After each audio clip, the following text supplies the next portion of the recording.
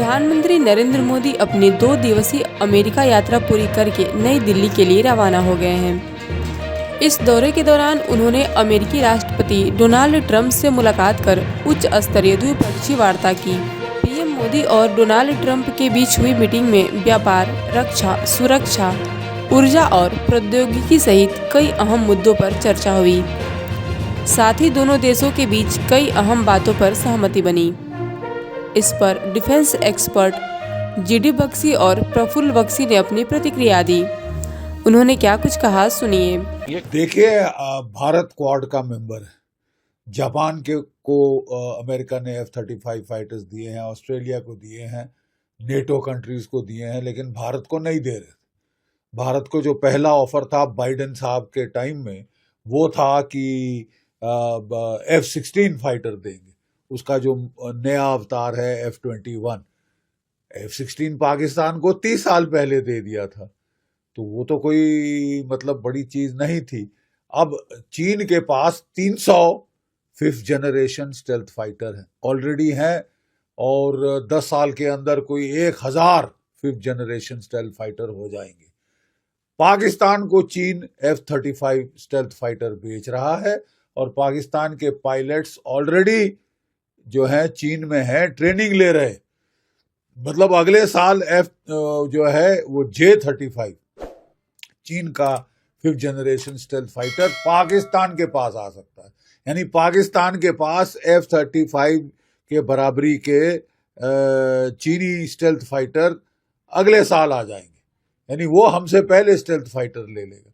तो ये तो एक अनएक्सेप्टेबल कंडीशन है। आपको चीन को भी संभालना है, चीन से खतरा है, पाकिस्तान से खतरा है। तो ये एक बहुत वेलकम न्यूज़ है कि वो हमको स्टेल्थ फाइटर ऑफर कर रहे हैं, top of the line stealth fighter. रूस ने भी हमको Su-57 का ऑफर किया है, और रूस ने ये भी कहा है कि वो तो हमको अपने देश में प्रोडक्शन भी करने देंगे। तो ये हालांकि एक बहुत वेलकम साइन है। हम अपना भी आमका यानी एडवांस मीडियम कॉम्बैट एयरक्राफ्ट बना रहे हैं अपने देश में, लेकिन कोई 10 साल 15 साल लगेंगे इसके पहले कि वो प्रोडक्शन में फुली आए। एक तो इसको हमें स्पीड अप करना पड़ेगा। सबसे बड़ी बात यह है कि ट्रंप साहब को पता है, प्रेसिडेंट ट्रंप को, कि प्राइम मिनिस्टर मोदी की क्या रिक्वायरमेंट है और उनका स्टेटस वर्ल्ड में क्या है। वो जानते हैं कि वो सारा दुनिया उनको मानती है, तो इस बात को वो इग्नोर नहीं कर सकते।